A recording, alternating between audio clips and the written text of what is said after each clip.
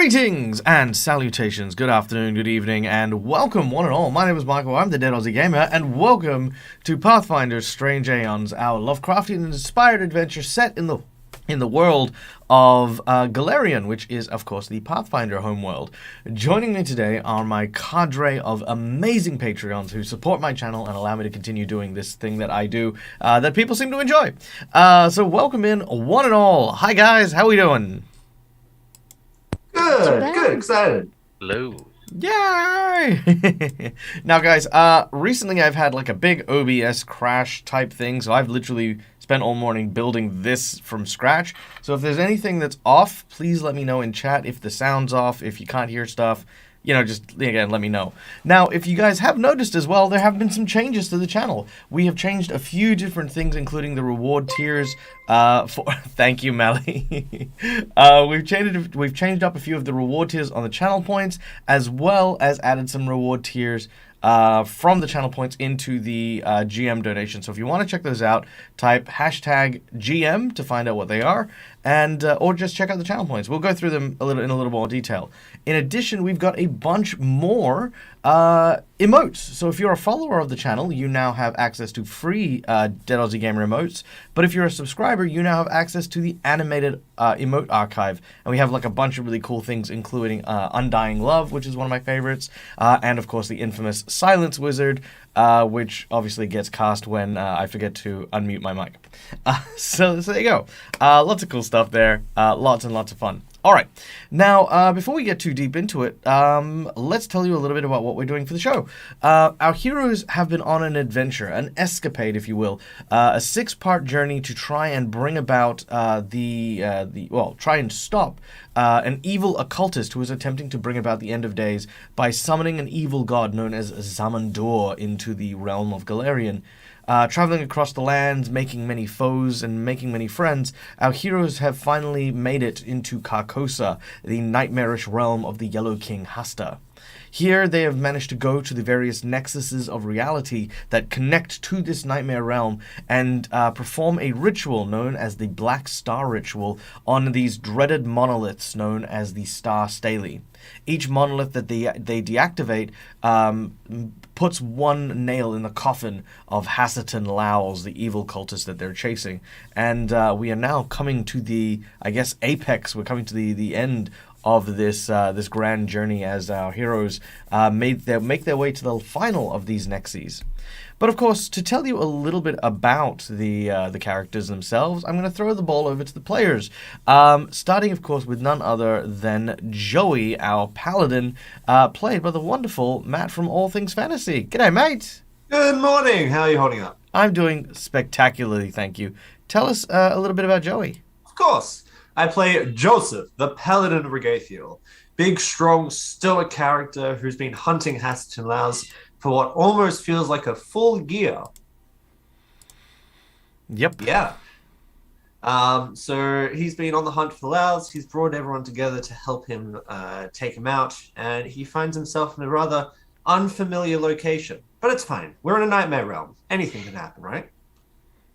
That's true. Anything could happen. Next up, of course, playing the role of Vashti, our Inquisitor? Yes. Yeah, there we go. Our Inquisitor Vashti, a former slave to the Okino Knolls, is the wonderful and amazing friend of the channel, Calindria. Hi, Callie. Hello, hello.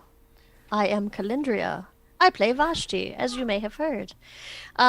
She was freed from her enslavement by the wonderful adventurers that you see here before you. So she has been joining along with them because both she feels indebted to them, and their tale of this evil Hasatan Lowls didn't sound very up her alley. So she lends her crossbow occasionally to Joey in the worst way, and her heels as well, though, in the best way, I hope. So. Mm-hmm. Oh yeah, absolutely. And you know what? It's for what it's worth. Every single arrow has never gone to waste. It has been an absolute hilarity every time Joey ends up getting clocked by a stray arrow. Next up, of course, to the group, another member who met the group in the city of Okino, a guide of sorts and wandering arcanist, is none other than Ezra, played by the incredible Matt Brecker. G'day, Matt. Hello. Tell us about your character. I can do that. Yeah. Sorry, my daughter's yelling at the dog. Oh, that's okay. Yeah, Ezra. He's a gnome wizard. He's awesome, in my opinion. I love him. I love playing him. I'm still learning how to play him. There are things on my sheet that I discovered today while leveling that I was like, totally forgot I had that. So I have that now. But he's here as a sort of as a guide. That was at least his guise for coming. He's the worst guide ever. Doesn't actually know where they're going, but he's helping where he can. And yeah, he's here he's always on the lookout for new experiences, new knowledge, all that good stuff. He loves to learn. And yeah, he's just here to have fun and do what he can to help. Spectacular. Now, unfortunately, we do not have Shen with us today, but Shen, otherwise played by Skeptic Llama, is an assassin and former Red Mantis who, basically is trying to clean out the ledger and remove some of that red, redeeming himself for the time being. But of course, there we go. He's now AFK, as it were. All right. And last but certainly not least, playing the role of Hetura, our half-orcish librarian, is none other than the wonderful and amazing, the one and only Laura Bones. Oh, it is I, indeed. And Hetura, poor Hetura, has been thrown into death, fear, this weird slime bath. And really all she wants to do is just be back in the library, shuffling around in her slithers in a cup of tea. But she's out here in the wilderness. And I've just remembered as well, has so far made 2 deals with strange entities that she's going to have to live up to at some point. For sure. All right, and that is, of course, our cast of wonderful characters. Now, for those of you who obviously don't know how things work here, we at the Dead Aussie Gamer channel like to be very interactive with you, our audience. You are invited to come behind the GM screen and influence the course of today's game through either channel points or through donations, which of course help me support the channel and help me work on the chat. We already have a $10 donation which came from the wonderful Malakisa, which I will graciously accept. Who has purchased 2 Jinx points. Now, for $5, you can buy either Jinx points for myself or Hero points for my players, and the benefit of which is you get advantage on rolls. You can petition the GM for wild and wacky things. You can stave off death. There are a number of different things that you can do here. And Jinx points basically counteract that. It allows me to do cool things with the bad guys. Allows me to counteract hero points, stuff like that. For $10, you can generate a plot twist. Now, a plot twist is a deck of cards that I have, which is right here. I will draw 2 cards from the deck, from the plot twist, and you get to pick one of them to immediately occur.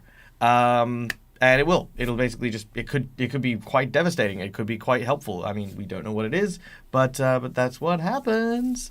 For $20, you can grant one of the players a natural 20, and for $50, you can grant either a magic item of your choosing or a boss buff. That is to say, the boss the battle that they are fighting becomes credibly harder.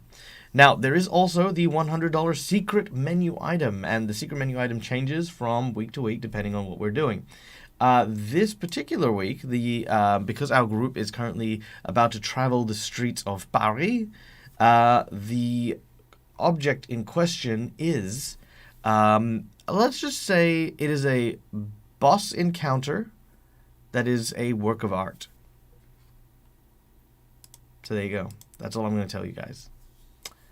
Okay, and the way that secret menu items are is I will not mention it again for the duration of the show. If anyone wants to find out about them in the future, then you guys are the ones who know the secret.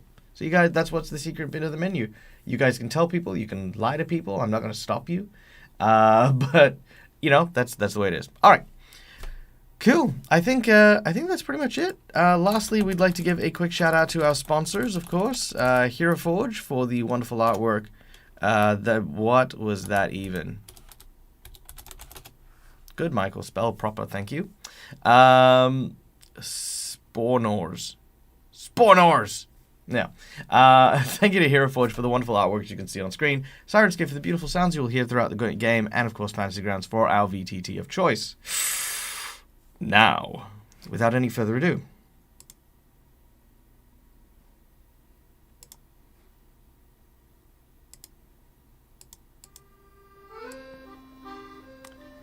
we find our heroes in an unfamiliar landscape. As they make their way into the city proper, their feet clattering onto the sides of cobblestone roads leading into the grand streets of a city that they have never seen before. Almost every single wall and surface is covered with high-quality stone that is not only robust but artisanal in a way that the dwarves are unable to carve. The glass on almost every single building leads you to think that this is some sort of town for the wealthy and the truly well-off. You can smell that in the air. There's kind of the dewy countrysides and forested smells that are often associated with a temperate climate. And as you make your way forward, you notice that many of the doors and windows seem to have been boarded up. You can every now and then gain flashes of cowering people inside these houses, each of which with what look to be these fungal pockmarks of yellow on their faces, almost like a plague or pestilence had moved through this city. The scene is yours as you make your way towards the tower glowing in light. You're unsure of what it is exactly you need to do here, or how to, or where even the Star Staley may be. That being said, the large tower seems to be a good beacon, for now at least.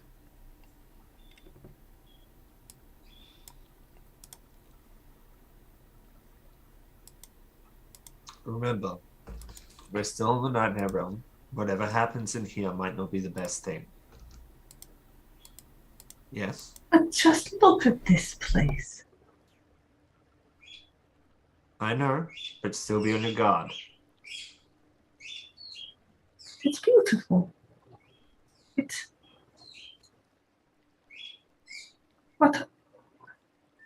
She's staring around in amazement because this is a completely even more foreign landscape than the Nightmare Realm is.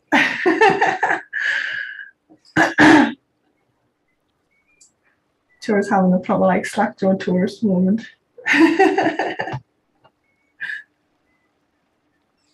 Just to make sure everything's alright.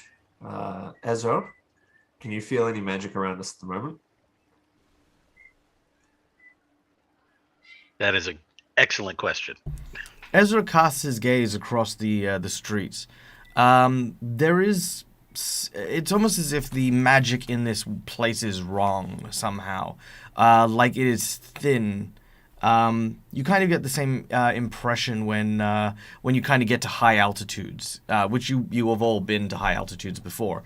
Once you get into a mountainous region, the air kind of gets thin, and it's kind of difficult to grab your breath. Here, it's almost that way, but with magic specifically. It's it's hard to describe. It's wrong, it's off, and it's faint. So it's yes, but not really, if that makes any sense to you. So would we be able to cast magic here? You don't know unless you try.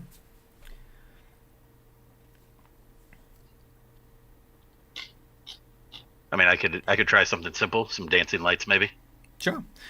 You reach out your hand, Ezra, and as you begin to conjure a series of dancing lights, again, it works, but it needs that little bit of an extra push. It just makes you aware of how thin the magic is. You kind of try to cast it normally, and it's doesn't fizzle, but it's smaller, and then you just simply force a little bit more of your magical essence into it, and then the spell goes off.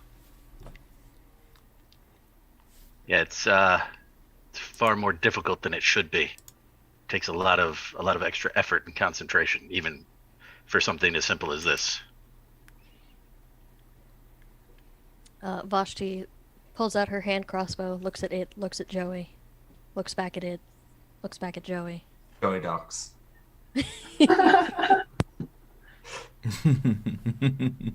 Atura holds out her broomstick to see if it like still acts as a flying broom.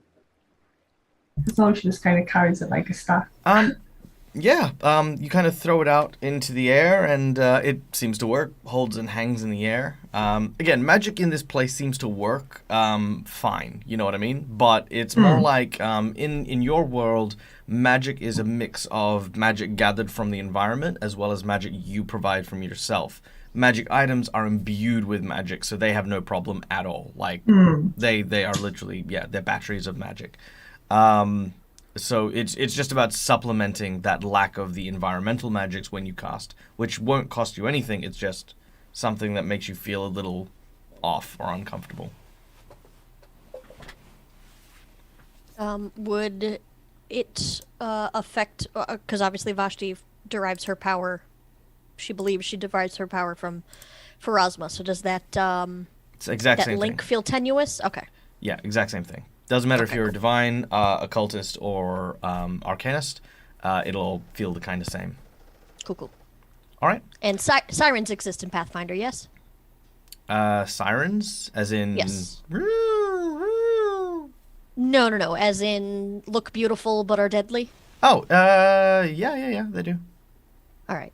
Vashti would equate the way that the city looks with a siren song, and say, it could very well be the same thing on a much larger scale. All right. With those choice words, our heroes continue down the streets. What look to be oil lanterns hung upon these very, very tall iron poles seem to line the road here, giving it a brilliant illumination. Presuming that, of course, you're walking on these roads, the roads seem far larger than the pathways that you have been given in normal cities and streets, almost as if these streets in the residential areas were designed for like carriages and carts of a major trading town. As you make your way forward, you see an individual up ahead. They are dressed in a blue military suit that you have never seen before. They don't seem to have any flags or anything like that, and carry what look to be a wizard staff in their hand. Except for Hitura, who would recognize it as a firearm. Oh. Well, that is somebody, but be careful of that stick. As you do you approach? Do you say anything? I think Hitura will approach, like, in a non-threatening manner. Not that Hitura looks particularly threatening. Well, she's a half-orc, and anyway, yeah, she'll approach in a non-threatening manner. Like, good day, sir, or ma'am, or whatever it is. All right. As you get closer, you notice that the person in front of you appears to be. Let me share an image here, and our audience. A robot. Oh. There we go. Our audience can now see that. It appears to be a green-skinned lizard-like creature that you have encountered before, I think. Maybe. Did you guys? Okay, so do you remember? Were you guys in the dream realm with these characters or different characters?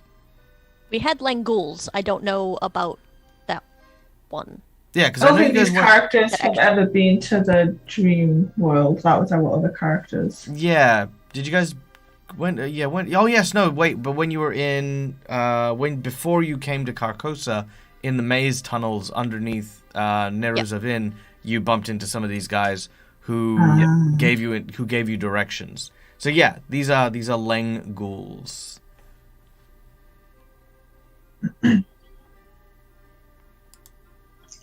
Yeah, that's what you see. Does Tura know whether the Leng speak a particular language? Do the Leng speak a particular language? Yeah, they use schools like So they Yeah, they, you know that the Leng speak Leng, obviously. Some speak Common. okay, so she'll try greeting in common first. All right. As you say that, one of them looks in your direction and says, okay, now again, apologies for anyone from France. My accent is outrageous. All right. Who goes there? Identify yourself and step into the light. He points the Sure. the firearm at you. Yeah, Hatura will do as he asks and step into the light. And my name is Hatura. We are visitors, tourists. Tourists However you in call them, Paris? yes. There are no such things of this nowadays. What are you really doing here? Are you spies?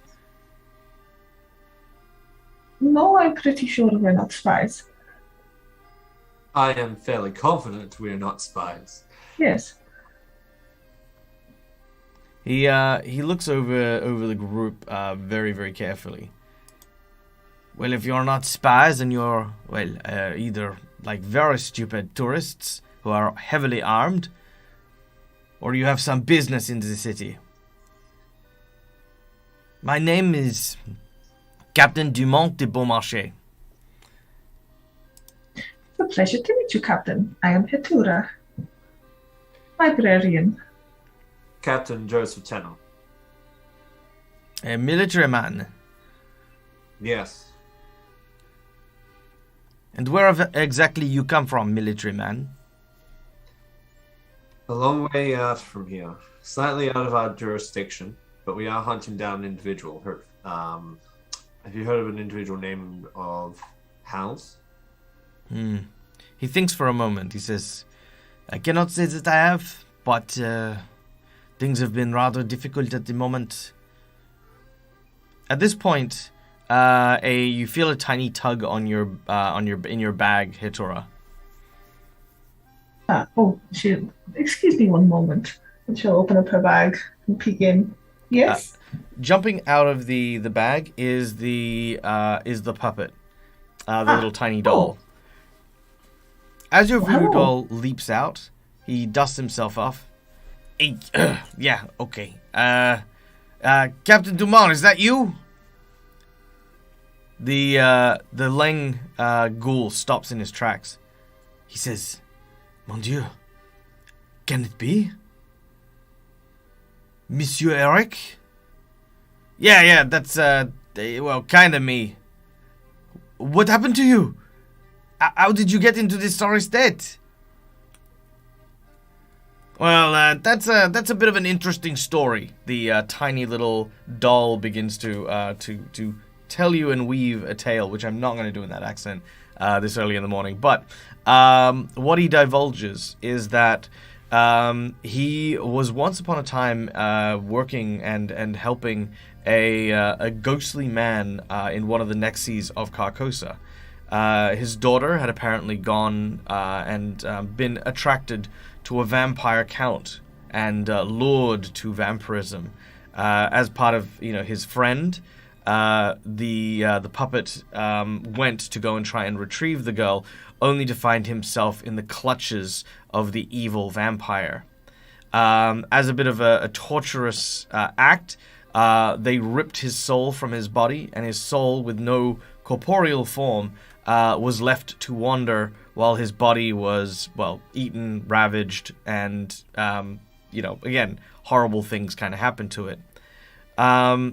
He, however, noticed a group of adventurers and managed to sequester his soul into the body of a tiny doll, then offering them a means of protection using some of his powers, hoped to one day return here so that he might be able to continue his work helping, of course, Captain Dumont and the others.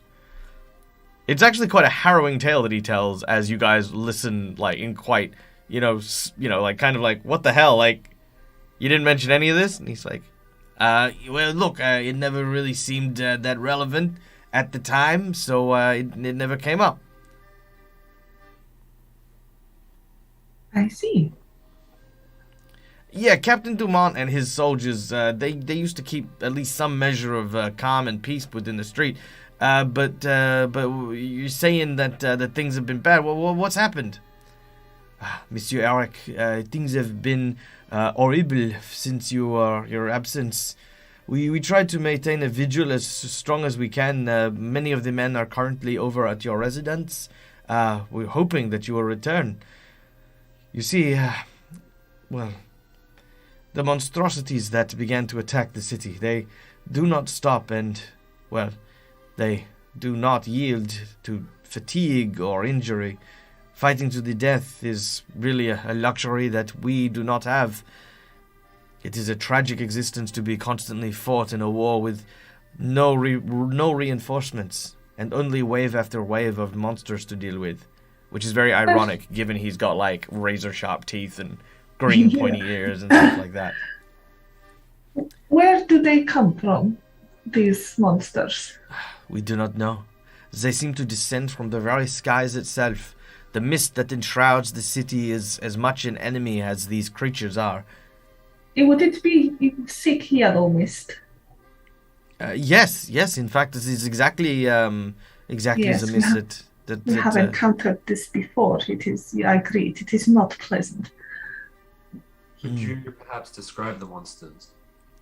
These monsters, they are large winged creatures with thick leathery skin. They have long winding tails and a very saurian-looking head filled with razor-sharp teeth.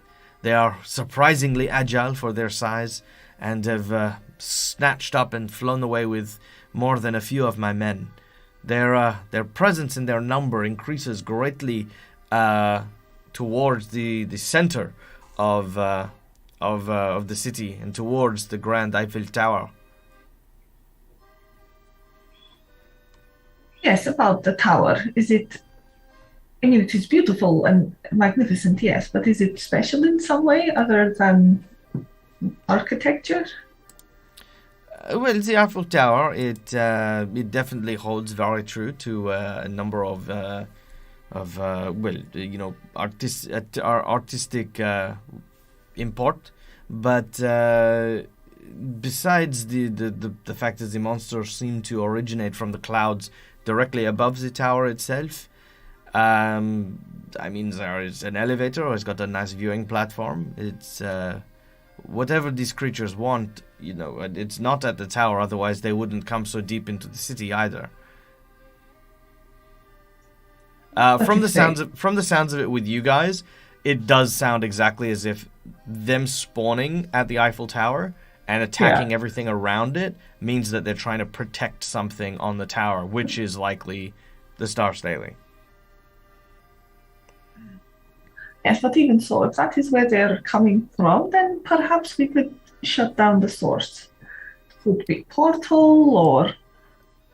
Well, I mean, you are welcome to try, but the numbers of these large, horrific creatures are quite formidable, and I hate to say, but our numbers aren't what they used to be, and we would not be of much assistance. What do you mean that that your numbers ain't what they used to be? What happened to the Legion? The Legion is no more, I'm afraid. You see, as soon as you had left, there was a vie for power. In your absence, a savage ghoul by the name of Armel rose to take your place, and, well, they were divided into the ghouls who believed that you would come back and those who had, believed that you abandoned us. Wait a second. How important are you, Eric? Well, let's just say that I helped accommodate for a lot of the structures that allowed the people here to survive the transfer from their world into this one. It's the Nexus. It's not just a magic hole in the world leading to another place. It's almost like a piece of another world is ripped and dragged from their world into this place, and acclimating can be a little bit of a trick, So I'd been helping Captain Dumont and his men acclimate. When I met them. They had no idea what this place was. They had no idea, how to do things. And I taught them how to use firearms. I taught them how to protect themselves, and how to find food and supplies, things like that. He was instrumental in us being able to become the men and women that we were. So what I am hearing here is, Eric, you are from this place here, and Captain Dumont, a piece of Lang was dragged here? Yeah, kind of the other way around. A piece of Paris, which is where I'm from, was taken and brought here. You see, I was a soldier in my world, and I was deployed to be in Paris, and I thought I'd go see the sights and meet some beautiful women, and next thing I know, me and a good chunk of the city ends up in here.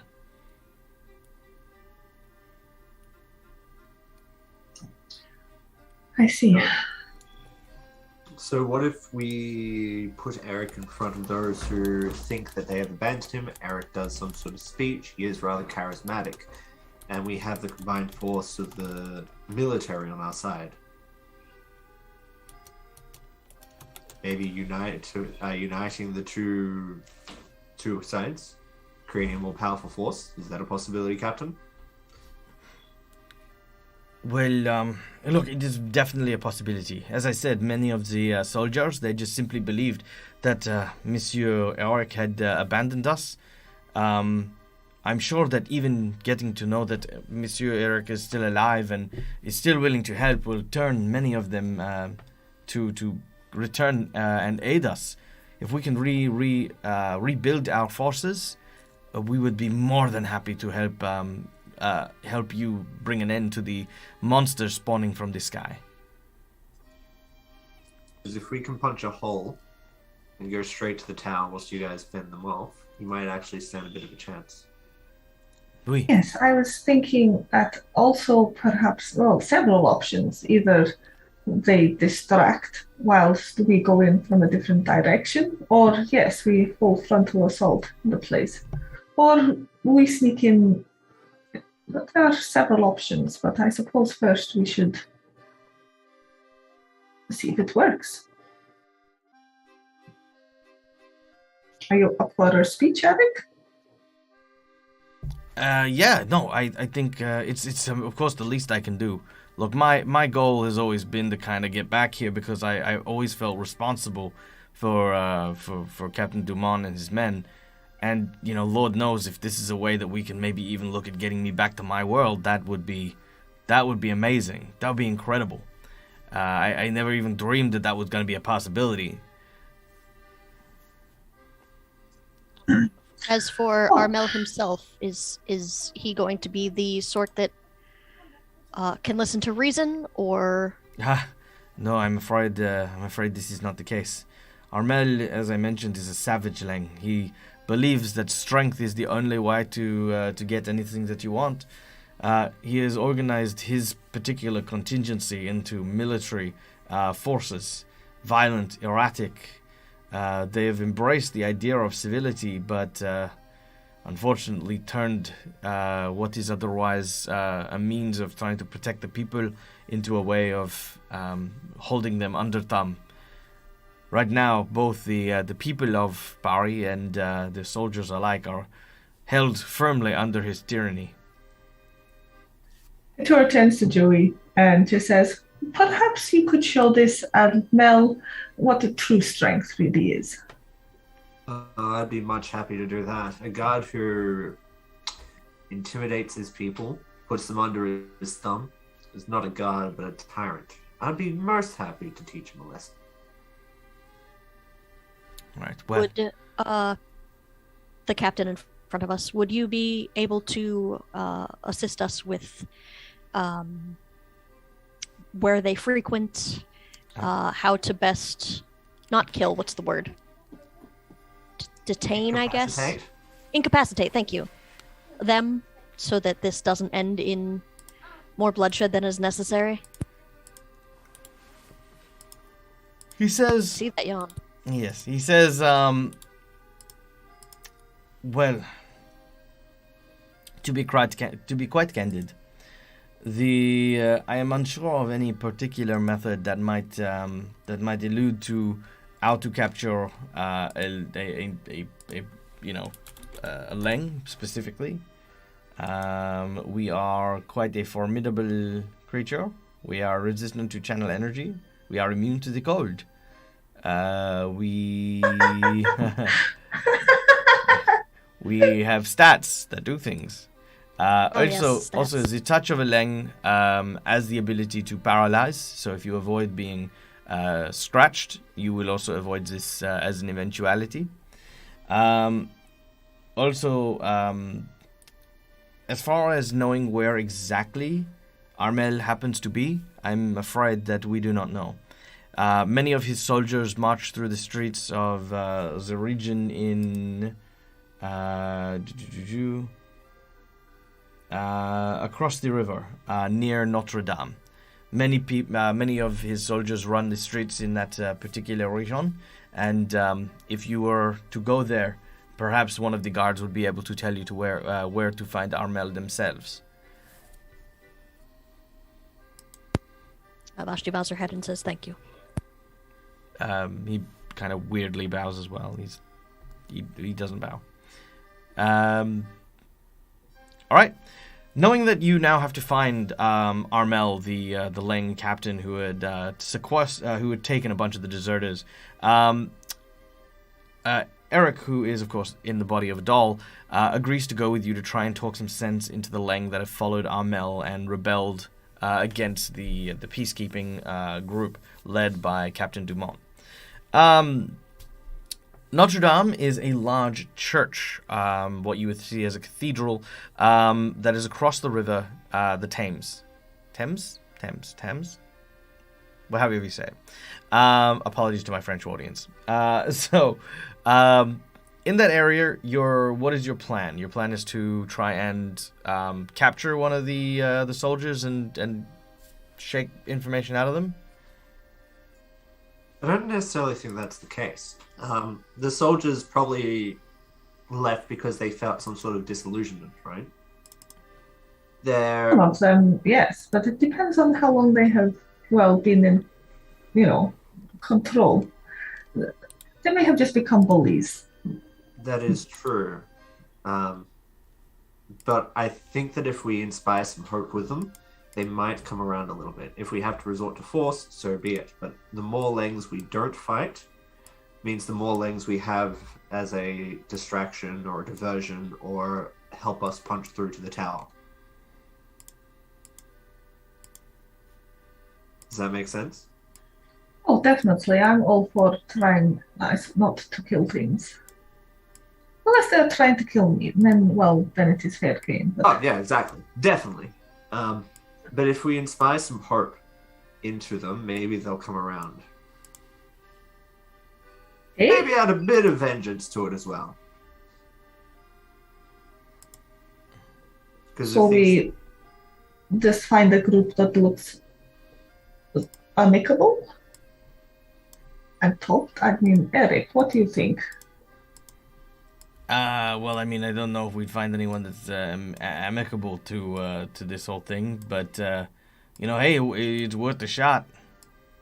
I mean, we either go around individually groups, or we try to gather them all in one place, and then be like, "Look, Eric."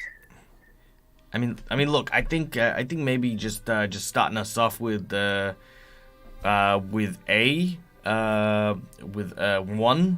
group, and then see how that goes. Because if they all decide that, hey, there's more of us than you, then they might turn that against us, and that'll just start a whole other thing. Very well. Okay. All right. So, you guys are setting out to look for a single group to try and convince to abandon Armel? Yes. Yes. Yes. Preferably a smaller group. All right. Well, I need everyone to make me a survival check as you begin to search the streets, making your way across to Notre Dame.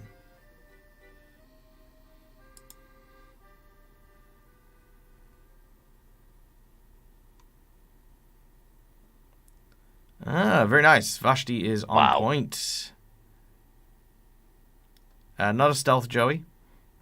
Yeah, no, I clicked the wrong one. Like the -7 though. That's adorable. Yeah, no, it's fine. Still 4. It's fine. Good work. Just imagine all of us just wandering around, like, just like, aimlessly, and Vashti just corralling us like cats. Just like, no, this way, no. Come on, guys. We need to. Yeah.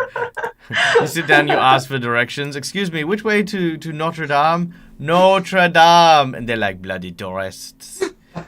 It's like, I do not miss you. I'll prefer the monsters. All right. So as you look around, Vashti, it is you that actually notice something very very interesting. What look to be kind of like these strange small cylindrical tubes that smell like burning ash, very very strong burning ash, seem to be in various places on like the corners of roads. You notice that every so often, you can catch a corner where people have sort of stomped these things out. And eventually you pick up as you're walking around that same smell, but fresher and more lit. It is here that you turn a corner and you find yourself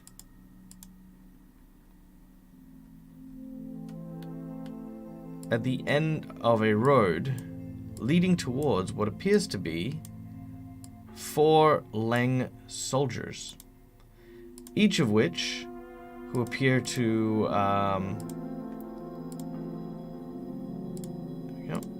hopefully I will be able to. There we go. Okay, and sharing the map with the audience. Boop. There it is. Alright. 4 Leng soldiers are at the end of the road here. And they appear to be holding these cylinders much longer than the ones you found in their mouths as they inhale and breathe out smoke. Very similar to, again, tobacco and the like that you've seen, but you've never kind of seen it consumed this way. Normally it's like a pipe or a device or something.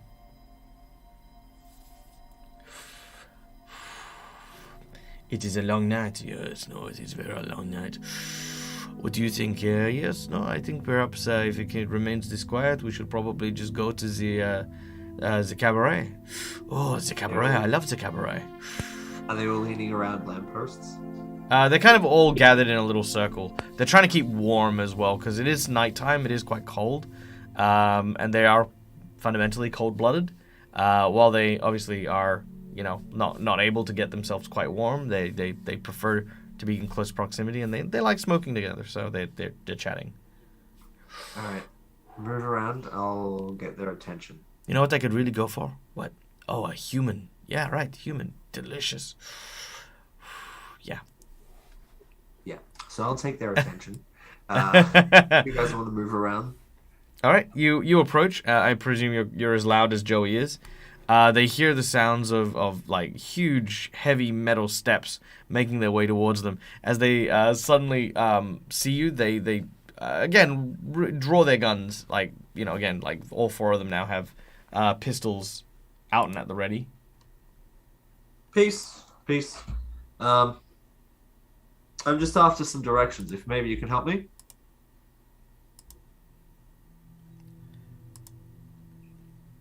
Okay. Make a diplomacy check. Let me see.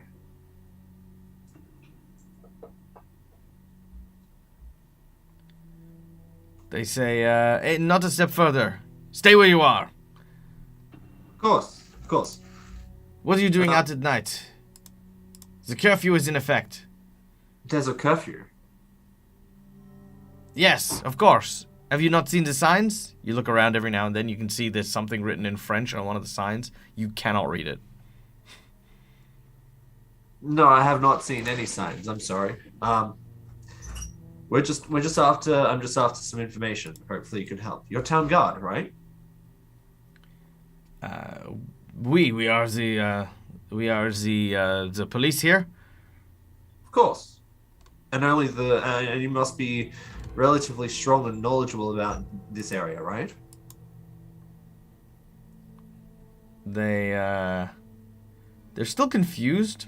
I'm gonna roll a will save just to see if these guys are gonna remain a bit befuddled by you. No, they're not. They Real said, quick, is it As possible- Joey's talking, sorry, Joey's just going to try and sneak around and see if she can find a way around. I was going to do the exact same thing with this building. cool. Yeah. I'm gonna say that Shen is gonna go and assist you as well. Ezra, what are you doing? I was trying to go around the other building, the one on the left. Done. Thank you. All right, Ezra. Ezra will probably go with Vashti so she's not on her own, because that seems like a bad idea. Okay, so you guys move around there. So they see you on their own. Yeah. At this point, the soldiers turn and say, "All right, on the ground. Put your hands behind your head."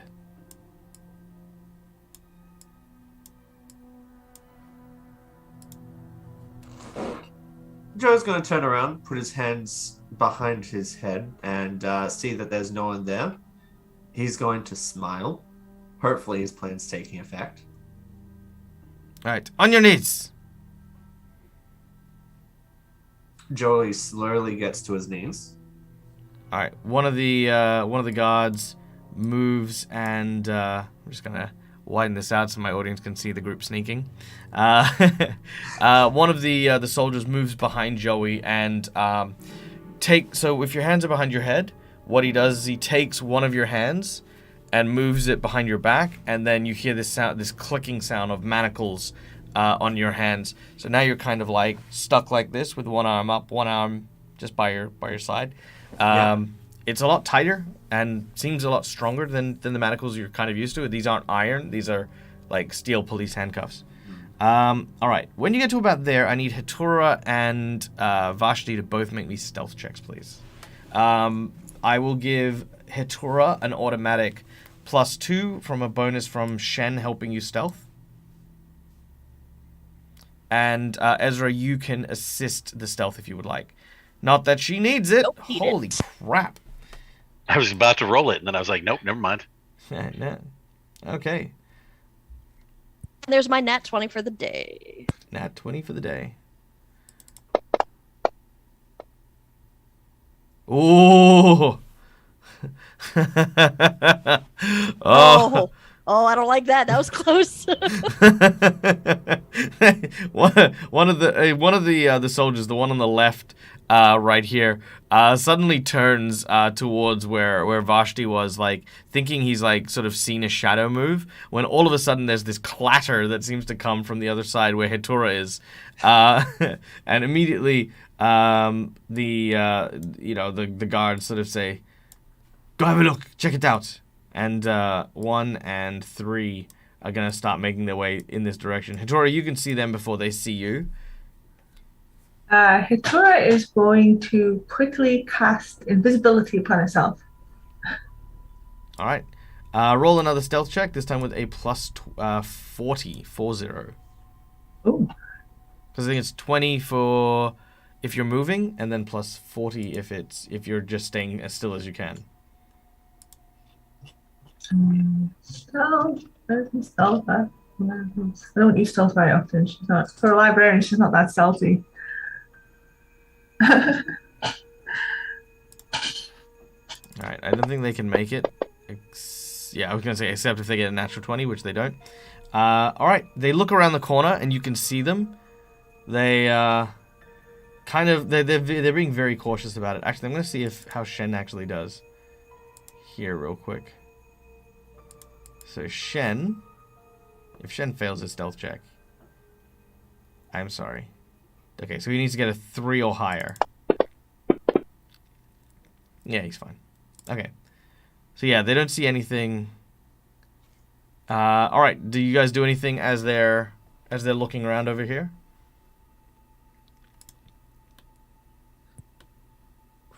Which guys? Okay, so the map is as it is. So does anyone wish to do anything? There's 2 of them have branched off to go and investigate the alleyway over here. 2 of them are currently with Joey. All right. Yes. Vashti will cast invisibility on herself as well, and then she is going to attempt. I'm gonna get all up and in everybody's business. Attempt to move over here. Mm-hmm. And then she wants to try to disarm one of them, but not quite at this moment because she's, kind of out in the open, waiting to see what everyone else is doing. Because I thought the plan was to get the doll to come in and start talking, but so playing it by ear here. Mm-hmm. I've heard that you've been having some troubles here. Like some giant flying creatures are starting to take people or something like that. They as they sort of drag you to their feet. Make another diplomacy check. Yeah. Hit them over the head with a baguette.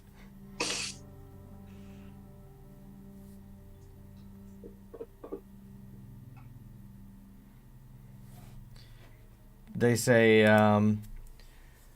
of course, everyone is worried about the creatures that fly.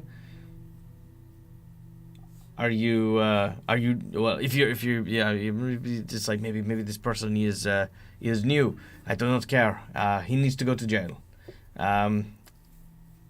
Armel will decide what to do with him in the morning. Armel. I thought the guy in charge was named Eric? Eric? Pfft, Eric is nothing but a pretender, a poser, someone who abandoned us. We have no. Eric is not an honorable man. He is scum. Phew. We spit on the ground at him. And enough talking from you. You are a prisoner. March this way. Did you find anything? The other two soldiers say, No, we did not find anything. All right, well, let's take him to prison. All right, can Vashti pick up a sizable rock from somewhere nearby and throw it over towards this building to make a loud noise? Yes. You are making a distraction, so make a bluff check. 1 second. Well, also, hi, Heart Studio. You a quick shout out. Hard Studios. Boom. Go check these guys out. They're freaking awesome. Alright. 24 on the bluff. Let's see what these guys get for their sensing of your motives. Oh, they succeed. Damn it. Well, I can roll it if you'd like, but there you go. All right. So immediately these soldiers turn and look in your direction. Mostly because they hear the rock clatter and they see the rock, and then they look in the direction that you were in. They don't see you, but they know something's up. All right. Stay alert. I think there are more of them. You might want to start fanning out. One of them stays with you and holds a gun to your head. The others start to spread out a little bit as they search the area. All right. Let me know if you want to do anything as they're searching. They're as spread out as they can be, guys. Yeah. Yeah, but I don't really want to fight them. All right. Vashti are they looking at each other? Because I know the one behind Joey can obviously see the one next to me. But what about the one on the far left? Once he gets to about here, and he gets to about here, they can no longer see each other. Okay. Except for, am. except for this guy. Before the guy gets close enough to like hear Hitura mutter a spell, I want to cast. It's called Grasping Hand, and it's like imposing hand or interposing hand. Apart from the fact that it can grapple, so I effectively just want a giant. Is it invisible or it doesn't say? It's a force hand, so it would be a physical. You'd see the hand. It would just be transparent. Yeah. So a giant transparent hand is going to cast it, and then put up a level start action. Gets one grapple attack per round.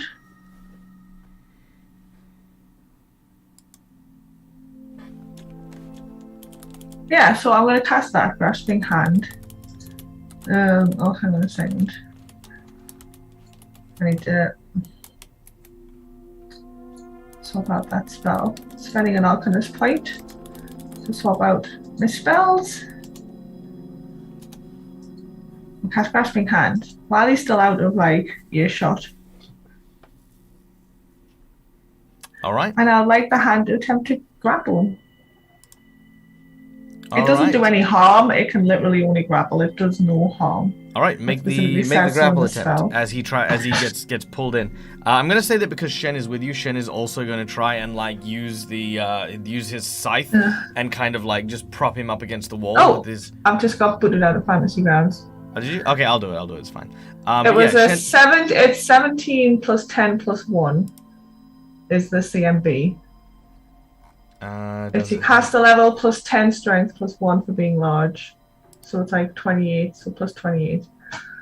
Okay, so plus 28, you say? Yeah. Okay, CMB, let's see what happens. I rolled a 4. No. So that is a 32. Oh, 32. Which is not enough against him. Oh. Yeah, that is not enough. I'm going to give you even if I give you the bonus from being invisible, which is a plus 4, that's 36, which is still not enough. And Vashti is going to move back over to this guy because of the line of sight issue. Mm-hmm. Yep. And she is going to attempt to grapple him from being invisible. All right, combat maneuver. You get a plus 4 because you're invisible as you try to grab him. So you've both basically done this simultaneously as this big magic hand tries to grab him, and you've tried to like reach behind and grab him as well. Okay, for those of us that don't know which thing that is that CMB? Yes, correct. Okay, and you said plus 4? Correct. Awesome, thank you. Oh, that's a 1. That is a 1. You try to again grab hold of him, and do not do so, which of course leads us to our battle. All right. Suddenly and very spontaneously attacked, the group alerts the others, reaching for a whistle over their necks. As they sound a signal that they are under attack. The Leng go first. Starting with this individual here, as your hand is still an attack action. So I'm going to give you a 50-50 chance as to whether or not it'll unconceal you. Yeah, that's fine, because otherwise the hand acts like interposing. Do you know what I mean? So it will just try to be between me and the enemy at all times unless I direct it to grapple him. So your hand is kind of your hand tried to grab him, but is now still kind of in the center and blocking. Yes, we can totally see the hand, and probably me by now. He doesn't know about the hand, so he is going to take a 5-foot step back and just shoot the revolver at you. I'm just going to see if he can actually hit you, just in general. Trying to see what the hand's made of, like, 'cause I think you can shoot through it. It just prevents movement. All right. Well, if he manages to shoot through it, I'm just bringing this spell up now.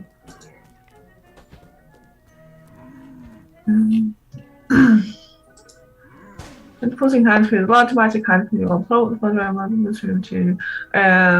it gives providing cover plus 4 AC for you against that opponent. And nothing can fool it, basically. It's 10 feet long and about that wide with its fingers outstretched, blah, blah, blah, blah, blah. Okay, so its attack bonus was 30. So even with a +4. It's still gonna get us. I've only got like a... Yeah. So... My AC is like 19. Yeah. Alright. So that is 17 damage as a bullet penetrates you. The second of the soldiers is holding up to Joey and will attempt to claw him. Now, this is a very deliberate action, so he's not like full attacking you or anything. But he is going to attempt to... Nice. He is just going to basically just run a scratch down the side of your neck. So you're only going to take 1 damage. Actually, no, yeah. You're only going to take 1 damage, so I'm going to give you 1 damage on that one, because again, he's just trying to... Now, he's opened a wound up on me, and a bit of blood pours onto his claw, which hurts him a little bit. Do you have to activate that, or is that just always on? No, that's just always on. Okay. Alright, and a fort save. Of course. Alright. Oh, that's not great at all. Nope, you are paralyzed. Alright. Yep, so as he, unfortunately, I feel like I always paralyze you, Joey. Like confusion, paralyzed. I don't mean to.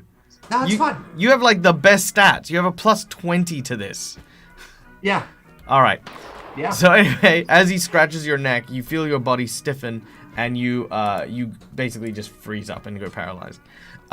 This Ling soldier is a marine, as it were, and is going to use a combat maneuver to try and grab hold of Vashti, who's trying to grab him, and try to hip throw him and plant him square into the plant her square into the ground. So combat maneuver. Here we go. CMB versus your CMD. I love how he grunted just then. Alright, here we go. 28! Alright. So Vashti, you are flipped over his shoulder and you are now prone.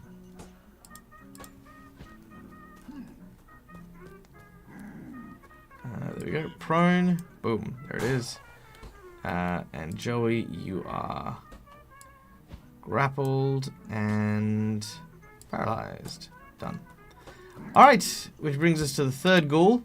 Now, third ghoul is not going to engage yet. He kind of, hears the alarm going off from everyone else and will hold his gun out, expecting that there may be another person somewhere. So he's going to kind of, stand over here and just be on guard. Alright, which brings us... Could you share the map with me again, please, Michael? I'm back in again now. Alright, now, Shen is going to interpose himself between Hatura and this guy. But not... Basically, he's going to follow everyone's lead. So whatever he does, that's what he's going to kind of lean on. Well, there is a big giant force hand there, so... Yeah, so he's going to give himself a +4 AC as well. So he's going to give himself a +8 AC with the benefit of your hand as well. So that is 36 AC. That's pretty good. Alright, Vashti, you are prone as you've been thrown to the ground. Alright, I would like to... Is this half your movement to get up sort of thing? Nope, it is a move action to stand up. Alright. Which does provoke an attack of opportunity.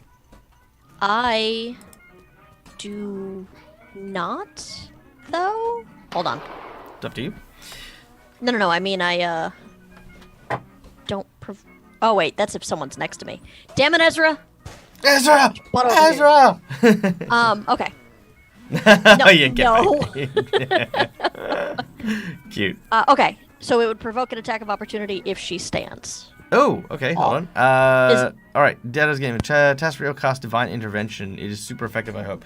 Let me know which past roll you would like re-rolled, and then let me know, and we'll find out what it does. Or you can hold onto Divine Intervention, and you can use it whenever you would like. So the way Divine Intervention works as one of our new channel point things is it forces a re-roll. The players do get to choose if they use it or not, but the GM has to re-roll if Divine Intervention is cast on it. So the last roll that I made was, I believe, the hip throw. So if you want me to re-roll the hip throw, I can. Otherwise, you can hang on to it for later. Up to you. Let me know in chat. But yes. Vashti. Yeah, 'cause that'll change what I do if I'm on the ground or not. That's okay. Let's presume you're on the ground for now, and then we'll go from there. She'll look left, look right. It is physically impossible for her to shoot Joey in her mind, but still, she's going to yell, "Joey, duck!" Because she she doesn't know he can't. She does not know he can't. She's going to point blank fire her. I'm sorry. First, we're going to apply Greater Bane, and then we're going to point blank fire at this thing using point blank shot. Okay. Gives me an additional +1. God, it's been a while. This one, okay. God damn it. Here we go. Okay. That's 2 in a row. I have to just ricochet off a building and somehow manage it. Sorry, Joseph. I did yell it first, though. All right, hold on one moment. I think I can actually. Sorry, I'm like I said, I woke up this morning and all of my stuff became just terrible. No test real. It can be for any previous roll. All Dag is saying that if you use it for Dag, he has to re-roll it. He doesn't have a choice. Yeah.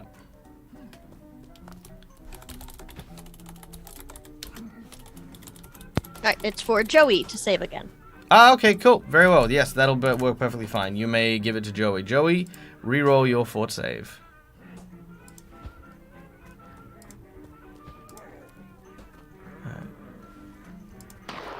Hey, there we go. I've got my activity feedback. Okay, cool. So I should be able to now see what people are donating. Okay, cool. Yes! All right, sweet. All right, Joey gets a 36. Joey, you are not paralyzed. Wonderful.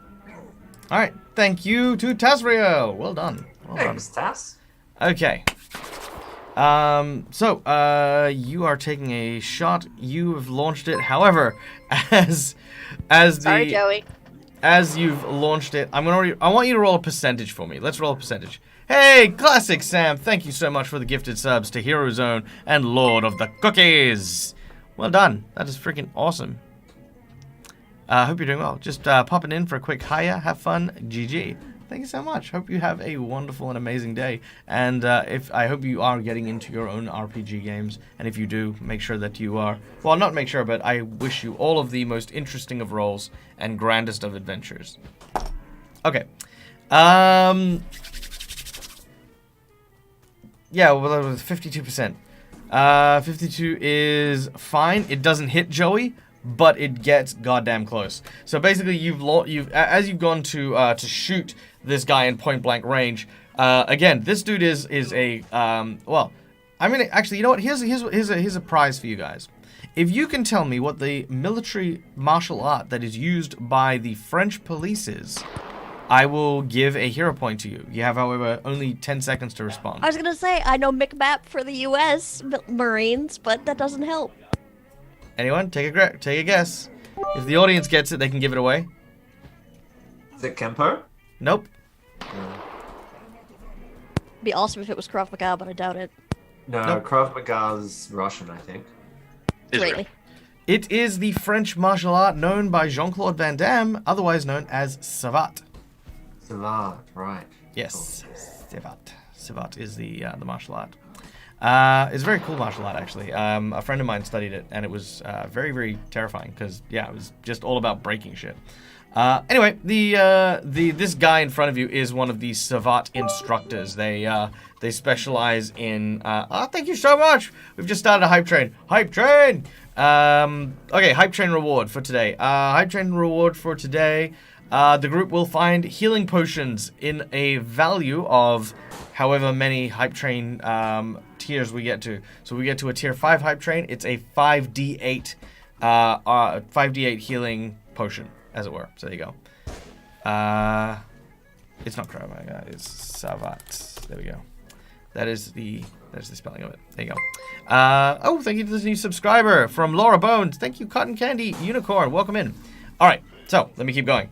So this guy in front of you is a Savat instructor. Like, he teaches the other Leng Savat. So he's not using his claws. He's just kind of like, again, like hip throwing you and punching you and stuff. So as you pull up your gun, you watch as his hands, which take on kind of like this, kind of one on top of the other, like stance. He then twists your crossbow, and then as it does so, it just kind of launches into the air and up as he bends your elbow. So you're kind of trying to aim, and you've suddenly gone that way, and the arrow's gone up over the roof and landed near Joey. Vashti will yell some profanities that she will have to get forgiveness for later. Very well. All right. We then move on to Ezra. Ezra, you are cowering behind a corner. Ezra was strategically placed to keep an eye on things. Oh, yeah. Okay. Because Ezra is very confused right now because he thought the plan was to talk to these things, not fight them. And now we're in the middle of a fight We where tried to everyone's trying to kill disarm everyone. them, that was all. It's true. That's not talking. I'm just saying. We did everything but try to talk to them. Well, Joey did, but nobody else did. So Ezra's very confused. So Ezra, to start, is going to... because I have things I can do. Let me just check something real quick. Is this? Yes. Okay. So using... where is it? Yes. Using Quicken Spell, which I didn't realize I had before. But I can use that, so I'm going to do that. Yes. So as a swift action, he is going to... I think I can hit that dude from here, right? He's going to Magic Missile the dude next to Vashti there. With his Quicken Spell. So that's a quick action for that one. And then, after he does that, he is going to summon... something. He's going to summon some stuff. You know what? He's going to summon his Hound Archons again. That's what he's going to do. Ooh. 1d4 plus one of those. Very nice. All right, how many Hound Archons do we have? It's 1d4 plus one. So I got to roll for that. Yes, I know. So, okay. There we go. What did I get? Hey! So 5 of them. All right. There we go. So let me just add these guys in real quick. What are you? Did I add it? 5 missiles.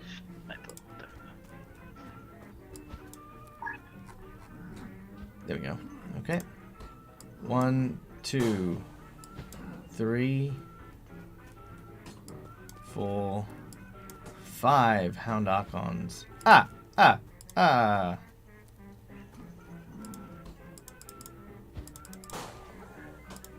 Alright, where do you want to place them? I will place them. Let's put, let's see, where can I see? Because it has to be somewhere I can see, right? Or can I put them where You need to be able to out target in the them. open? So yeah, Okay. if you're looking at Yeah, so moving we'll- them around. Yeah, we'll put a few down there. That's good. I like that. And then can I put 2 on the other end of the building and then send them around towards where Joey is, basically, after I've summoned them? Oh, yep, not a problem. That is easy as heck. There you go. So like that? Yeah. So those 3 will take care of that guy down there, and the other 2 will go around the other direction. Sweet as. All right. Sweet. All right, so you begin to cast your spell, and as you do, you watch as these kind of glowing ephemeral lights start to create the shape of what look to be humanoids with the head of these large kind of canine visages. The Hound Archons preparing to engage at Ezra's command. Hetura, it is now your turn. There's a large hand which is now interposed between you and the and this guy. Yeah, I got the whole hand attack thing wrong last time because it crashed halfway through reading the spell, and I just got the first bit. Right, so I'm going to attempt to just grapple this dude again with my hand, but it's a plus 31 to attack because it's a grapple attack, so you've got to attack first and then a grapple. So yep. I'll do the attack first. All right, go ahead.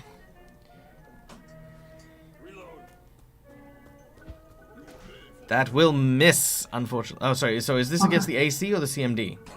This is against the AC. This one. AC. This is an attack to like actually. Okay, it's a so grapple that'll hit attack. So you've got to attack first. Okay, so that hits and then the you AC. do the grapple. Right. Yeah. Okay. And then you do the grapple on top of that. So.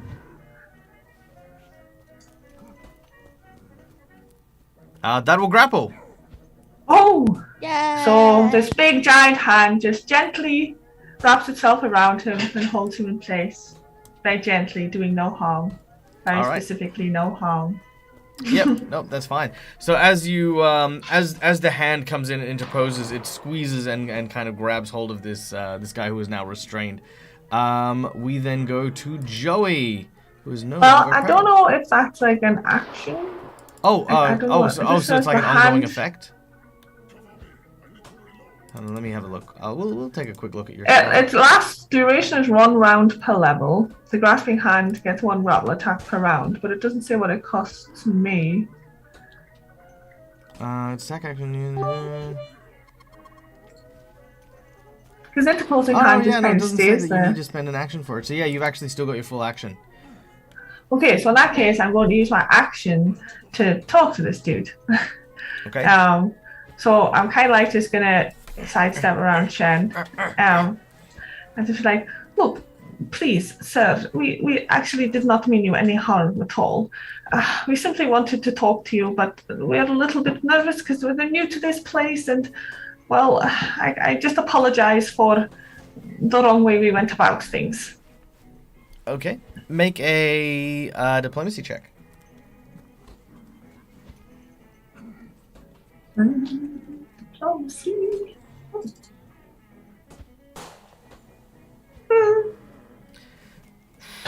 If it wasn't for the fact that you guys were hostile, he definitely would have listened just then. Yeah. I think Shen is going to add to you by not attacking and putting his. He's going to put his weapon away, which if he makes the assist will help your cause. He has a -2 in diplomacy. I don't think I've rolled above a 10 yet this session. I've got like good bonuses, but my roll's like 4, 3, 6. Like thanks. Shen is of no help. So unfortunately, he says, I will not believe you, you breakers of quarantine, not quarantine, you breakers of curfew. You are dissonant. You are trying to overthrow and create riots and civil unrest. We will not allow your chaos to continue. You and your strange garbs and your weird your whatever this is. He seems to be kind of thrown back by the notion of your magic spells. Hmm.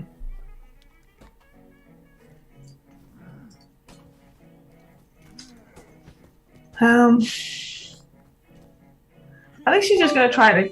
Maybe just try to continue. The hand's going to continue to hold him in place. I think he probably just gets a chance to escape each round.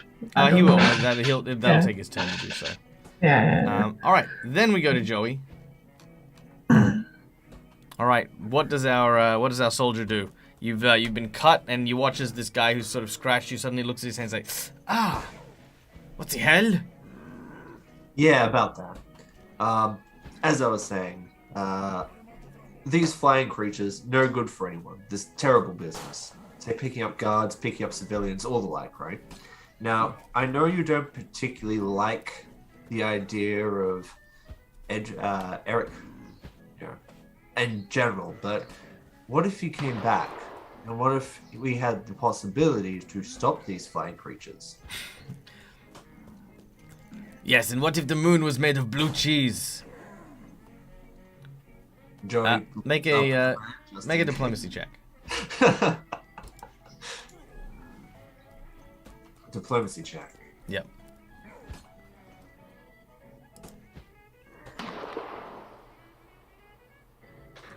Okay, if it wasn't for the fact that you were in combat, that would have totally worked, because that's exactly what Hitura got as well. I'm not in combat. You are in combat. Fine. Oh. All right. So close.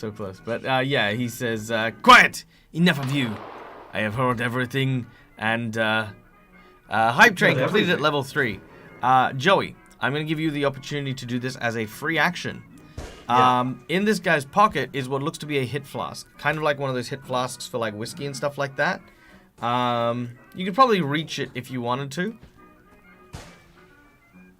He seems to be more concerned with his friend, so he doesn't seem to be noticing what you're doing at the moment. He's just kind of telling you to be quiet so he can like know if his friends are okay. Yeah, right. I'll grab the hip flask quickly. All right. You now have a potion that will heal 3d10 points of healing. 3d10. Yeah. So it's a 3d10 healing potion from the hit flask that you've now stolen, courtesy of our wonderful and amazing Hype Train contributors today, which of course are, you guys are absolutely wonderful and amazing. And yeah, everything goes a long way to not only helping my players, but helping me and the channel. So there you go. Defo cream cheese. Yeah, like I said, Joey just kind of quickly looks up at the moon and see if it is in fact made of blue cheese. You look up. Well, actually, you can't see the moon here. It's kind of almost like a yellow moon. So it kind of does look like cheese. Because obviously when you look up at the atmosphere through the yellow clouds that cover the sky, the light of the moon is kind of turned yellow as it passes through the cloud cover. I could go for some cheese right now. Nice brie, perhaps. We are... That's what Joey thinks about for a moment. Excellent. Good. All right. We then go to top of the round, I think. Yes. All right. This guy is going to try and struggle to break free. He will not. Second guy is next to Joey. You're not paralyzed. He's just going to maintain the grapple on you, just kind of keep you restrained. This guy here hasn't seen the Archons yet. They haven't been summoned quite yet.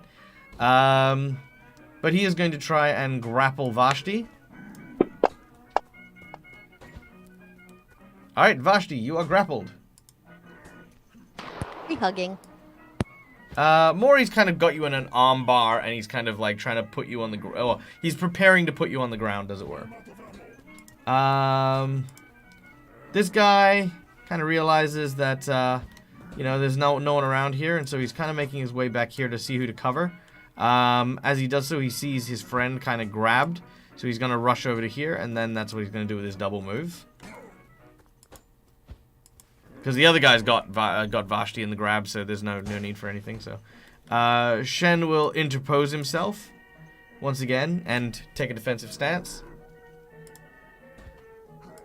Vashti has no idea that everyone else is trying to be like, we're just here to talk. So, how do I try to get out of this grapple? All right, you need to make a CMB check. Your target number is 40. Which cannot happen. I cannot reach that. Very well. Then he has you. And then she's just going to be like, a little help. Now no one in particular. Yeah, now keeping in mind, a grapple only means that you are restrained to the point where you can only stay within the range of him. You take a -2 penalty, and you can use and you only got one hand to do stuff with. Okay, well, that takes out the crossbow. So you're good now, Joseph. You're good now. Appreciate it. All right, so then I'm going to attempt to hit him with... Again, sorry, I realize that everybody else is trying to be like, no, guys! I'm going to try to hit him with Terrible Remorse. Okay. Casting a spell does require you to make a caster level check. This is going to be your caster level plus your stat, and you'd have to beat 40 in order to cast the spell. My stat in what? Oh, my main stat? Correct. And I have to get a 40? Yeah. Also not going to happen. Okay. Wait, you're level 16, plus what's your stat? 17. It is a 7. 7. So 7 plus 16, that's a... 17. Sorry, 17 plus 7 is 24. So you need a 16 or higher. Oh, I thought you meant just that. Okay, cool. Oh, that was so close to a 16. Hey, I thought about it. So yeah. So as you tried to cast, he's kind of just increased the pressure on your arm, which has caused the spell to fail. Yeah, that is all. All right, which then brings us to... I love how swift we're moving on this. Ezra, your hounds are summoned, and you can begin to command them. So if these two want to go first, just there, 5, 10, 15, 20, Yes. 25, 30. I will tell them, though, when they fan out, to incapacitate the guys with the big teeth, the pointy ears, and the blue uniforms. I Okay, want them to Ezra. incapacitate them. No, sorry. That's terrible. I'm not doing And that. and I will let them know that there are only 4 of them and 5 of the hounds, so they can double up on somebody. Oh, yeah, they intend to. All right, the 3 that summon next to this guy, go next. And you want them to incapacitate as well? Yes, I want all of them to just incapacitate, and one of them can probably go over towards the guy on the right near where Shen is. Okay, so he'll run off towards where Shen is. 10, 20, 30, 40, 50, 60. So he's double moving to get to there. Sweet. These two are going to assist each other to try and grab them. Hey, Lord Garthon, nice to see you. Welcome in. It's been good. Our group is currently in Paris fighting some Leng soldiers to try and find a deserter of a military group that will hopefully try and help our group siege the Eiffel Tower, or seize the Eiffel Tower, should I say. Okay, the Hound Archon is going to do non-lethal damage. I'm going to give him so he's doing non-lethal damage, but he's getting a bonus from them helping one another. With a 20, that will miss. Okay, so that's not... oh, wait, no, he gets a +2. Okay, so that's okay. It'll still miss, but it's a lot better than I thought the odds were. Okay, so they're trying to incapacitate him. They, the two guards have now... the 2 hounds are now just on top of him. Hitura.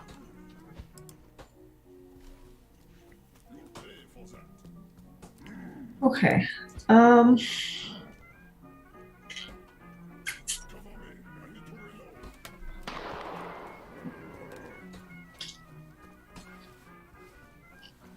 Hatura still doesn't really want to kill these people because the whole point was we were supposed to like convert them, as it were.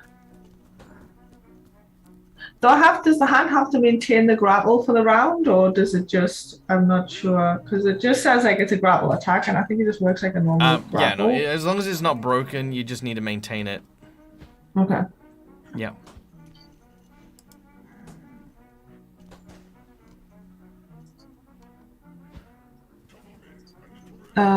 Yeah, so she's just going to continue to try to talk to this guy. So she's going to be... Look, we didn't know about the... No, I can't think of the word. Not quarantine. You got me saying quarantine. Curfew, thank you. We did not know about the curfew. We are new here. We just turned up. We have no idea what is going on. And... we wish to do something about the big giant flying creatures because we think it could get us back to where we need to be. We don't really wish to be here, as lovely as it is. And we just wanted some help. All right. Make a diplomacy roll. Come on. Just let's roll an 8. Yeah, come on. No. Just no. The dice do not like me. Yep, they have no interest in listening to you. They believe that you are dissonants who are dissatisfied with their captain's rule, and they say, "No, I poo on you. You are filthy liars. We will arrest you and we will take you to jail." Joey, you're up. Listen, Sergeant. Oh, you calling me son? Oh, I slap you on the face. No, Sergeant. Oh, okay, sorry. I thought you said, "Listen to me, son." I was like, "What? Oh, What no. did you say to me?" No, Oh. regardless. You're a guard, regardless, right? Yes. But you do have maybe one more shot. I mean, you might want to look behind you. I mean, it is the oldest trick in the book, but I strongly recommend it. We are here just to organize a combined unit forces to stop these flying creatures. Or at least to attempt to. Jesus fuck. Was that me? Nope, that's me. I have an Oscar Burp. with me. Okay, good. Yep. Yeah, that was not an audio sound file. That was an actual bird flying at Joey. Yeah. Ah! This is the last opportunity, my friend. All right, diplomacy check.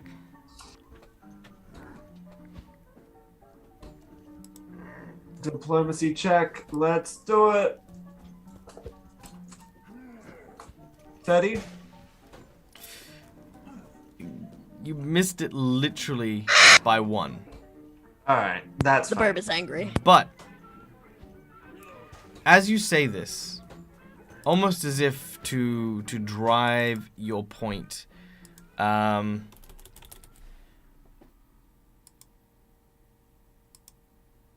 from the sky,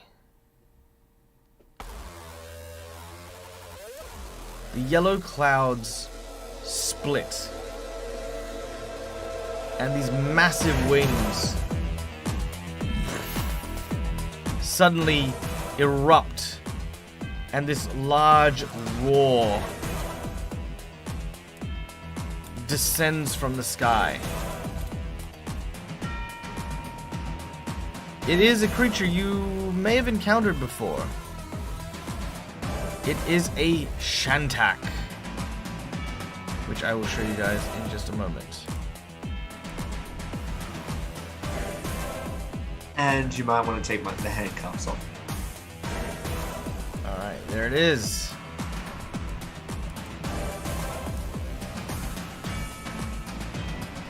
Alright. Let me get this guy in the end here. Alright.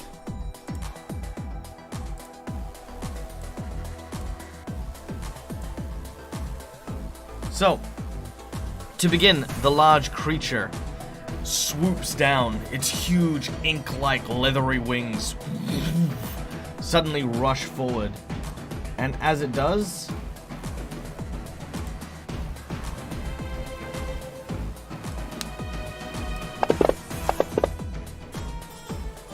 it uses its talons and does 11 damage, grabbing hold firmly of the shoulders of the guardsman. Joey, I need you to make a grapple check. Unless you want to be airborne. No, I'll do the grapple check. Alright. Combat maneuver. I don't have an improved grapple. That's okay, you don't need it. They're just breaking the grapple. Oh, no. 29? That's- Alright, you are unable to break the grapple. You kind of shake, but panicked, the Lengul holds on to you as the Shantak grabs him and flies 80 foot into the air. You see, this is why you listen to me, alright? If you don't listen to me, stuff like this happens. Ah! Ah! Ah! No, why are you screaming? Why are you screaming? This is the thing you exactly want. He continues to panic. As you are again, this Joey's kind of immune to fear, so I guess you're okay. As you begin to soar into the air, the Shantak lets go. There's this slow fall as the two of you drop. I wait to the last possible moment, and then fiery wings of justice. Okay, do you need somatic components for that? Because your hands are still cuffed. Somatic components. Find out.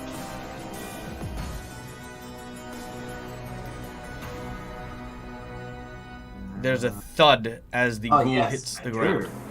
I do. And as you prepare, And again, big smile on your face. You go, ha, uh-oh. And then, bam! You hit the ground as well. Yeah. All right.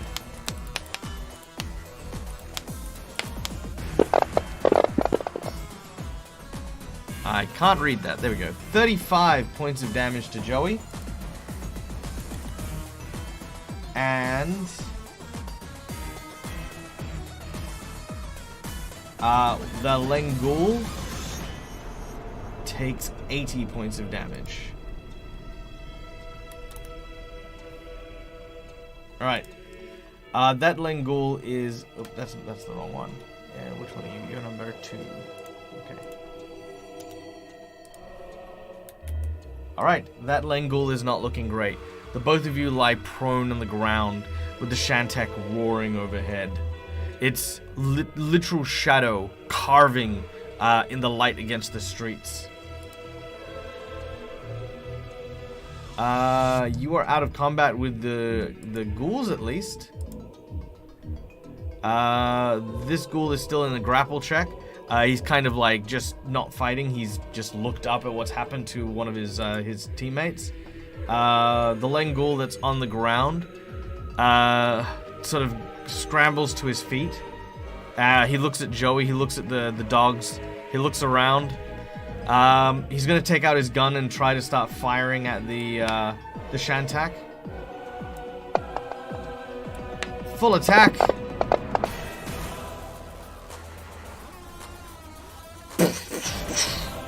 Two shots managed to land. Question: can Hatura, as soon as a creature comes down, because it just takes a thought, drop the hand? Since it's just a concentration thing. Oh yeah, sure, not a problem. Yeah, okay. In which case, the first guy is still kind of shocked. He's not expecting to see that. The savant master Leng stops and sees what's going on. He looks at you and then kind of throws you away, Vashti, as he makes his way over. He's kind of like, you know, I have to help my friends. I can't afford to, you know, like worry about your breaking of curfew when, you know, we're being attacked.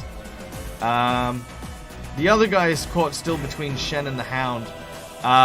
So he's going to stay on guard. He's unsure of what Shen will do.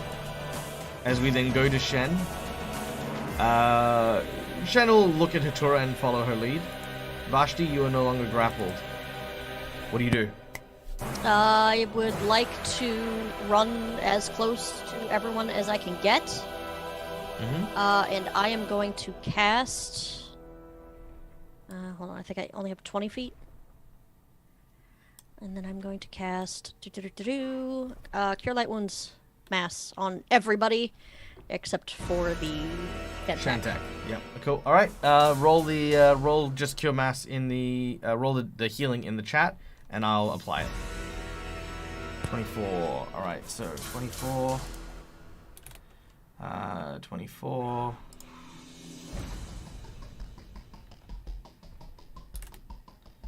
Uh, 24. That's fine, I'm happy for that. 24. And the Shantak is still injured. Alright, done. Ezra. The hounds kind of... I mean, you can psychically command the hounds to, like, protect people and, like, ready to attack or grapple or interpose if the Shantak attacks. Yeah, my question is, did it fly high enough that Ezra was able to see it? Yes. Okay, cool. Ezra is then going to tell the hounds to focus on the Shantak and not to worry about holding back. And then I'm also going to move as far out as I can here. I have no idea how far this is, though. Nope, that's fine. Yep, you can move there. You can double move because commanding is a free action. Ooh, all right, I can do that. So let's go. Whoops, this way. So yeah, that puts me pretty much right there. All right.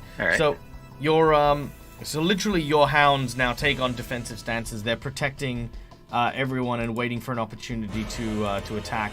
Hatura.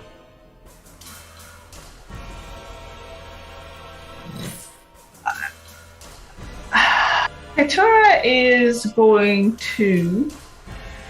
This thing's up in the air now, isn't it? So I can totally see it. Yeah, you can absolutely. You all got Okay. a good glimpse at it. So Hitura is going to point a finger at the Shantak. And the words of this spell are like quite grating. And a beam of green energy shoots out of her finger towards the Shantak All right. as I attempt to cast Disintegrate.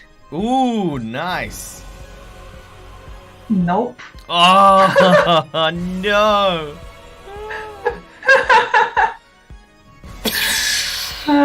This finger of death basically flies out in the air. The Shantak tucks in its wings and barrel rolls just to avoid the attack as it rolls around. That is unfortunate. Does Fantasy Grounds have a dice jail? Like, really, I need a dice jail. You have to change I'll the get a color dice of your jail. dice. That's how you do it. Yeah. But I like purple. But okay, let's try You change it something to a else. different purple. I'll try silver. Okay. Joey is. Oh, hang on. We might have a ringer come in. I will give a few seconds for it to come in if it is coming. When you disintegrate, a pigeon is flying by. Ah! So as you're firing it out, this pigeon's like.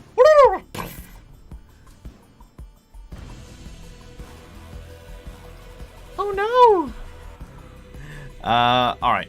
So, that was the disintegrate ray. We then go to Joey, who is on the ground, injured, breathing heavily as the impact has knocked a lot of the air out of your lungs. All right. Sergeant, get me out of these cuffs, these manacles. I can help out here.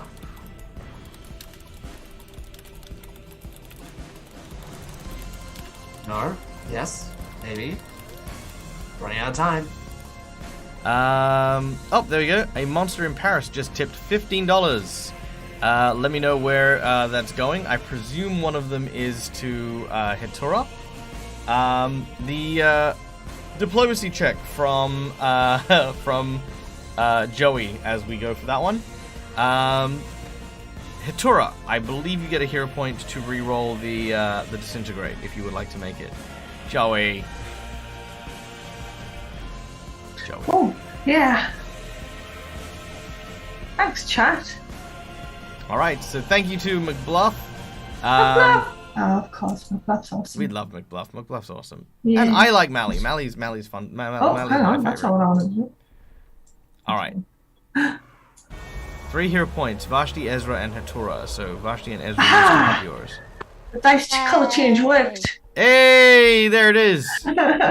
But now there's a fort save, but I'm using up some points to Alright, hold on. Let me Increase get Vashti. the- Let me get Vashti the and Ezra's DC. thing up first while I remember. There we go. So there's Vashti and Ezra's.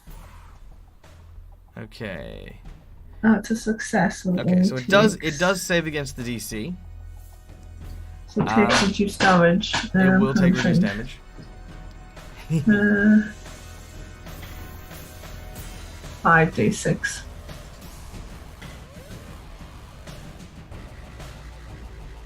Okay, go for it. All right, so as the creature barrel rolled to try and avoid the damage, Oh, only 18. 18's still good. 18's great. Nothing wrong with 18 damage. You managed to. But still, as well, she looks at the guy she had, like, you know, in the thing, and then goes, watch, and then shoots out the. So it's kind of to prove to him as well, like, you know, look what we can do, kind of thing. Nice. All right, which actually might help.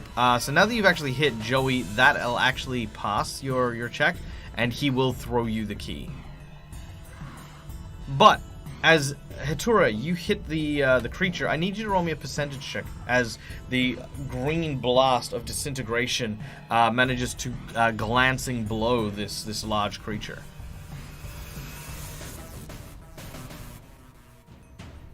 42. Nice. You actually tear through some of the fibers in its wings. It is unable to keep its heavy weight aloft and begins to come to the ground. Can you roll me another 5d6 points of damage?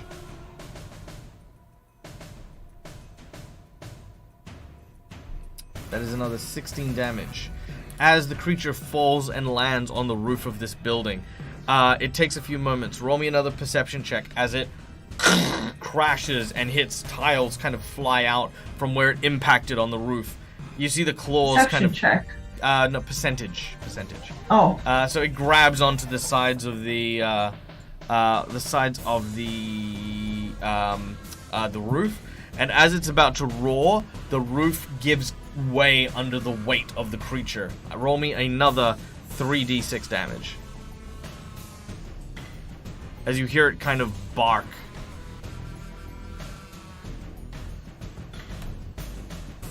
For another 10 damage as the creature crashes into the building. So the creature is now inside this building. That's the most dramatic disintegrate I've ever done. It was flying. It landed on a building because that's what it was above. And when it landed on the building, it's quite heavy. Plus, it had the impact of it. Why would the roof not collapse? It's just one thing led to another. It was just well placed, well timed. The Joey. So now, are you going to use the key to open your block? Yes. Yep. You are no longer grappled. And the Leng soldiers definitely do not find themselves being your enemies at present. All right, get behind me, Sergeant.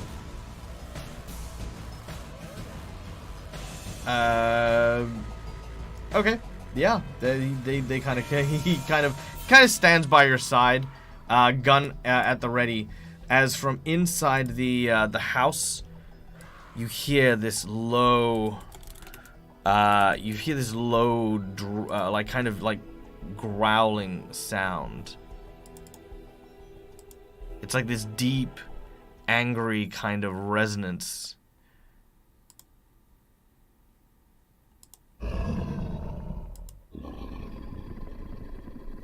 And these beady red eyes peer at you from the darkness.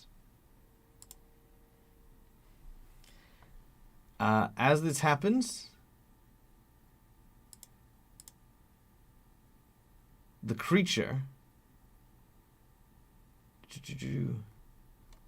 steps 1 foot after the other onto the street. The Hound Archons are holding position, waiting for a chance to interpose. The sergeant, again standing next to you, watches as this large creature emerges. And as it does so, it reaches up into the air and unleashes a terrifying roar.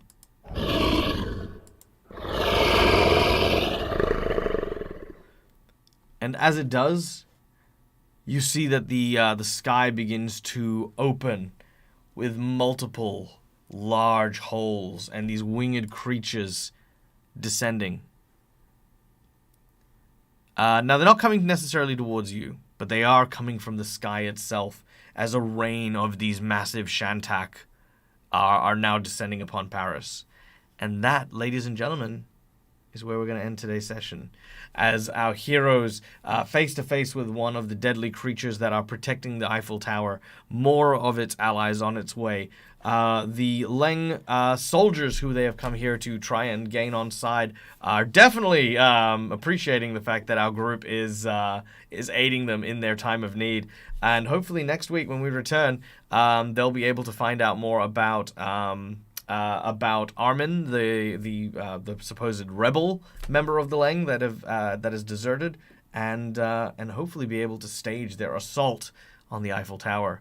Thank you so much for everyone for joining us. Thank you. I feel bittersweet. My shows are very short, but that's for a good reason. It's actually for you guys, because I find that long shows are very difficult to digest, especially if you miss the show. So 2 hours is short but sweet, but we get a lot done, and we do love you guys every step of the way. Thank you to, of course, my Patreons, these wonderful people who come and join me every single week to play this amazing game. We're going to do a quick round of memorable moments for what was the most memorable part of today's session. Was it an encounter? Was it a talk? Was it something terrible? What was it for you guys? And we're going to go find someone to raid. So, memorable moments, please. Starting from Hitura. Oh. I think for me, my memorable moment was, just finding out the backstory of Eric, or realizing, hey, it's Eric. Yeah, Because you got so to give some people some context I on enjoyed that. that. Yeah, to give some people some context on that, the group was supposed to rescue a bard back in the vampire castle, but they managed to grab the daughter, who they were also there to save, and then they went, nah, fuck that guy. Yeah, just basically forget him. We don't need him, and they left him there. So I had to very quickly try and figure out how I was going to to play that so that everyone would so that we I could, one of the major characters of the event of the game weren't going to be just wiped off. So this was a really cool little side piece. So that was kind of cool. All right, L2. Who's L2? Let me know who L2 is, Corbler, and we'll see if we can go raid them. All right. Ezra, memorable moment? Honestly, it was the same one for me, the backstory for Eric there. Because I just thought it was some silly little doll. I didn't realize he was important. And now I feel really bad about just leaving that dude there with the vampires. To be fair, we didn't run away for our lives. It's not like we just casually just strolled out and they're like, nah. It was, we're going to die if we stay here. Yeah, no, absolutely. Vashti? Your reaction to the bird was my favorite part. But that was fantastic. I honestly thought I'd pushed hilarious. something on Sirenscape and triggered like the bird noise, and I was like, how do I put the bird noise there? It's just the Jesus fuck. was that me? Yes, because it was your look. Like it took you a second. Like, wait a minute. But in the game, I think I really enjoyed that Vashti learned really quickly that she is not suited for hand-to-hand combat. I actually like that none of my stuff worked because she needs to learn that, and I believe she just did today. I think that's interesting. I think it's always good when characters kind of have that that kind of growth that happens with them. Like it's it's not necessarily a big it's not necessarily a big thing, but like it's a world fleshing out thing. It's like elements of your character that they now understand or have a better understanding of. And I love that. I love that like little things like that just make a massive difference for characters like Vashti, like the good, the bad, the ugly, the backing each other up stuff. Like I loved how Ezra actually sort of took on the role of almost like a military commander, telling all the guys to back people up, and yeah, hopefully it'll get to a point where Vashti will start also applying that to the summons as well. That'd be very cool, I think. Anyway, Joey. I liked that we saw a different side of Joey today. He was more diplomatic than usual. He was more trying to work with the guards rather than against them today, which is really good because we haven't really had an opportunity to see that side of him, because it's always been dungeon crawl or small encounter or small social encounter. We haven't actually seen him work in a city-esque environment at this point in time, have we? No, not really. So I really enjoyed playing that aspect of him where he was like, all right, so you're the town guard. This is what the town guard should be doing. What can we do to do this? Yeah, no, that's a great point. I think it's also going to be really cool as that expands outwards when you start actually sieging the Eiffel Tower and that becomes a bigger thing. That's going to be amazing. Cool. No, that's freaking awesome.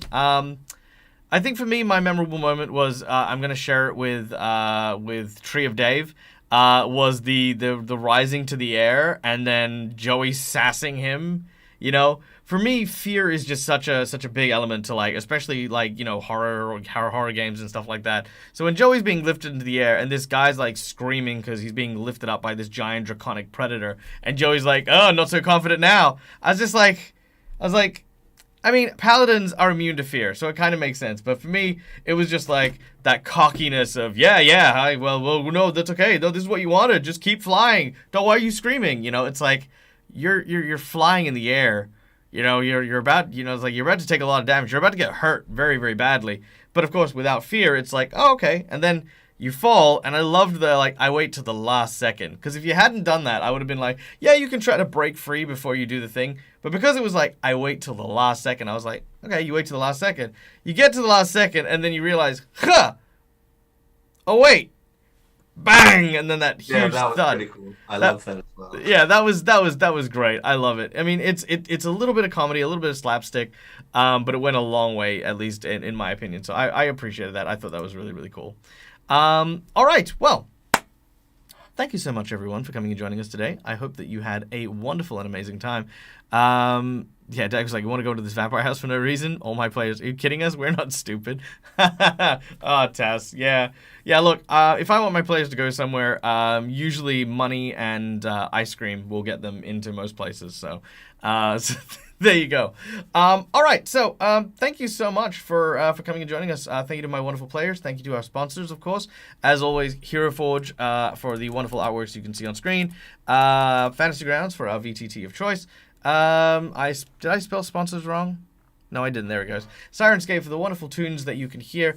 And of course, if you like these maps that I'm using, I actually use two main Patreons for my maps. That is, of course, 2 Minute Tabletops and Neutral Party. I believe this is one of the Neutral Party maps.